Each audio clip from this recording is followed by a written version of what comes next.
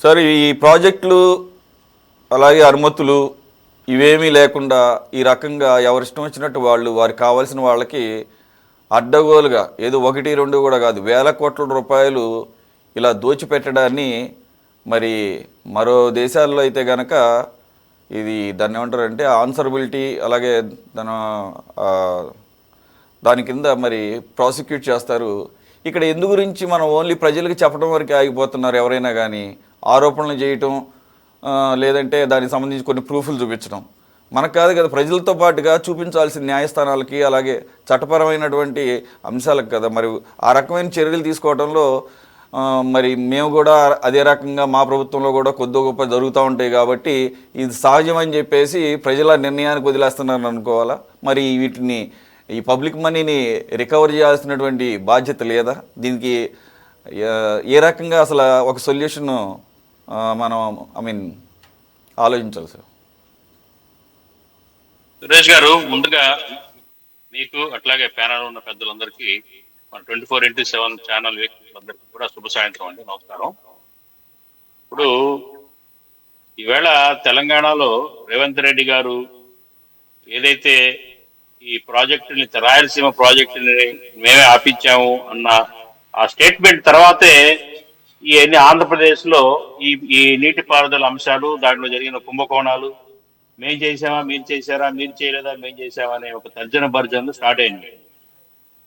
Actual గా ఏంటంటే జగన్మోహన్ రెడ్డి గారి హయాంలో ఇప్పుడు ఇవాళ బయటపడిన అంశాలు ఇవన్నీ చూస్తే కనుక జగన్మోహన్ రెడ్డి గారి హయాంలో మరి రాయలసీమ ఎత్తిపోతల పథకానికి దాదాపు ఆమోదాలు వచ్చినప్పటికీ కూడా ఈ ఏదైతే పర్యావరణ అనుమతులు లేవని చెప్పేసి నేషనల్ మరి ట్రిబ్యునల్ ఏదైతే ఎల్జిటి ఆపమని 2 దఫాలు చెప్పింది.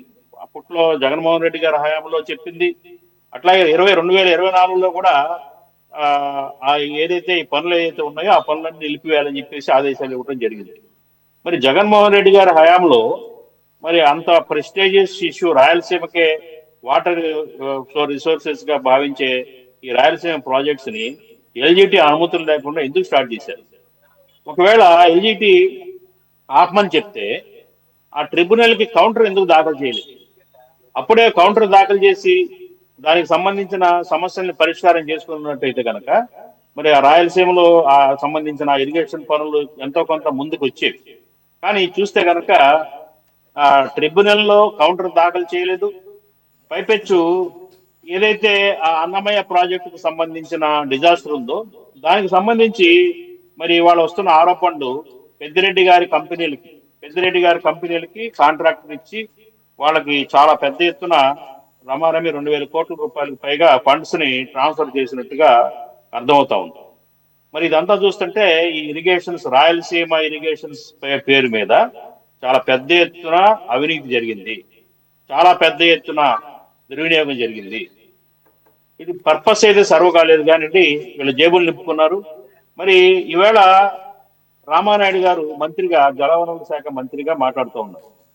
మరి ఆయన నోటీసులకు వచ్చిన తర్వాత ఏదైతే అక్రమాలు అవినీతి దీంట్లో జరిగిందని చెప్తున్నారో దాని మీద సరైన విచారణ కోసం ఎందుకు ఆదేశించలేకపోయారు? విచారణకు ఆదేశించాలి, దీని నిజానిజాలు తేల్చాలి. నిజంగా పెద్దిరెడ్డి కంపెనీలకి బెనిఫిట్స్ వెళ్ళినాయా? మరి మీడియాలో వచ్చినట్టుగా, వాళ్ళ పత్రికలో వచ్చినట్టుగా అన్ని వేల కోట్ల రూపాయలు వృధా చేయటమే కాకుండా అవినీతి జరిగింది, అన్యాక్రాంతం అయింది అనే మాటకి విచారణ చేయాల్సిన అవసరం ఉంది కదా, విచారణ చేపట్టాలి కదా, తక్షణం ఆదేశాలు ఇవ్వాలి కదా. ఒక మంత్రిగా, రాష్ట్ర మంత్రిగా ఆయన మరి ఆదేశాలు ఎందుకు ఇవ్వలేకపోతున్నారు? ఊరికే పొలిటిసైజ్ చేసి ఒక పత్రికా స్టేట్మెంట్స్ ద్వారా ఇవ్వడంతో సరిపెట్టడం అనేది ఎంతవరకు కరెక్ట్ అని మేము ప్రశ్నిస్తా ఉన్నాం కాంగ్రెస్ పార్టీ నుంచి. కాబట్టి ఏంటంటే ఇది ప్రజాధనం, ఎవడబ్బో సొమ్ము కాదండి, ప్రజల సొమ్ము. ఇది ప్రజల సొమ్ముని ఒక పక్క పోయిన ప్రభుత్వంలో జగన్మోహన్ రెడ్డి గారు ఇష్టారాజ్యంగా ఖర్చు పెట్టేసి అవినీతి చేసి అస్మదీయులకి తన వాళ్ళకి జేబులు నింపేసే కార్యక్రమం చేస్తే, మరి ఈ ప్రభుత్వం వచ్చిన తర్వాత వాటి మీద వరుసగా జగన్మోహన్ రెడ్డి గారి నిర్వాకాలన్నీ వరుసగా తీస్తున్నారు బయటికి. అవినీతి ఇసుక కానివ్వండి, లిక్కర్ కానివ్వండి, ఇంకా ఇతరితర అవినీతి భాగవతాలని బయటపెడుతున్నప్పుడు ఇది చాలా ఇంపార్టెంట్ ఇష్యూ. ఇరిగేషన్ సబ్జెక్ట్ మీద ఎందుకు దృష్టి పెట్టలేదు ఎన్నాళ్ళ నుంచి, ఈ 2 సంవత్సరాల కాలం నుంచి అనేది మా ప్రశ్న. ఈవేళ తెలంగాణలో ఇష్యూ రేజ్ అయితే ఇవాళ ఇక్కడ ఎందుకు భుజాలు తడుముకొని ఇవాళ ఎందుకు బయట పెట్టుకుంటున్నారు? ఇవాళ ఇప్పుడే ఎందుకు గుర్తుకొచ్చింది రాయలసీమ ఇరిగేషన్ కానివ్వండి, అన్నమయ్య ప్రాజెక్ట్ కానివ్వండి. అట్లాగే ఇంకొక ప్రశ్న ఏంటంటే, మరి పెద్దిరెడ్డి గారి సంబంధించిన కంపెనీలు ద్వారా బిల్డ్ చేయబడిన అన్నమయ్య ప్రాజెక్టుకు సంబంధించిన 39 గ్రామాలని ముంచేసి ఇబ్బంది పెట్టిన ఆ అంశం మీద కూడా చర్యలు ఎందుకు తీసుకోలేదు? ఆ ప్రభుత్వం అంటే జరిగింది. మరి ఈ ప్రభుత్వం వచ్చిన తర్వాత అయినా కానీ ఆ దాని మీద పర్టికులర్ గా ఎందుకు యాక్షన్ తీసుకోలేదు? గ్రామాలను ముంచేసే ఇష్యూ చిన్న ఇష్యూ కాదు. అక్కడ కేవలం డబ్బు దుర్వినియోగం అవడమే కాదు, అక్కడ ప్రజల ప్రాణాలకు హాని జరిగింది, ఆస్తి నష్టం ఎంతో జరిగింది, భయభ్రాంతులకు గురయ్యారు ఆ గ్రామాలన్నీ కూడా. మరి దానికి ఏమి యాక్షన్ తీసుకున్నారు? దాన్ని గాలికి ఎందుకు వదిలేశారు? ఈ ప్రభుత్వం ఎందుకు మరి గత ప్రభుత్వం మీద కేవలం మరి ఆ నిందారోపణలకే పరిమితం ఎందుకు అవుతుంది?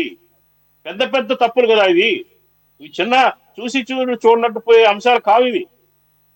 అన్ని వేల కోట్ల దుర్వినియోగం. మరి ఆ ప్రాజెక్టు కొద్ది వర్షానికే ఏదైతే పెద్దిరెడ్డి రామచంద్రారెడ్డి గారి కంపెనీ ద్వారా మరి ఆయన కాంట్రాక్ట్ గా వేల కోట్లు తీసుకొని కట్టిన ప్రాజెక్టు ఫెయిల్ అయిపోయింది. అక్కడ వరదలకి గ్రామాలను ముంచెత్తింది. అక్కడ ప్రజలు భయభ్రాంతులకు గురైపోయారు. ప్రజలు ప్రాణ నష్టం, ఆస్తి నష్టం జరిగింది. దానికి ఎవరు బాధ్యత వహిస్తారు? ఎందుకు ఈ ప్రభుత్వం ఉపేక్షిస్తా ఉంది? సమాధానం చెప్పాలి తెలుగుదేశం మిత్రులు. అంతేకాదండి, ఏదైతే జగన్మోహన్ రెడ్డి గారి హయాంలో జరిగిన అవినీతి పనులు ఏదైతే ఉన్నాయో, ఎన్ని కోట్లు దుర్వినియోగం జరిగిందో వాటన్నిటి మీద ఒక శ్వేతపత్రం రిలీజ్ చేయాలని చెప్పేసి కాంగ్రెస్ పార్టీ నుంచి మేము అధికార ప్రభుత్వాన్ని, ఎన్డీఏ ప్రభుత్వాన్ని డిమాండ్ చేస్తా ఉన్నాం. అట్లాగే బాధ్యుల మీద కఠినమైన చర్యలు తీసుకోవాలి, ఎఫ్ఐఆర్ ఫైల్ చేయాలి, రికవరీ చేయాలి బాధ్యుల మీద. ఎవరైతే దీని బాధ్యులో అక్కడ కేవలం పొలిటికల్ లీడర్సే కాదు, అధికారులు కూడా ఇన్వాల్వ్ అయి ఉన్నారు దీంట్లో.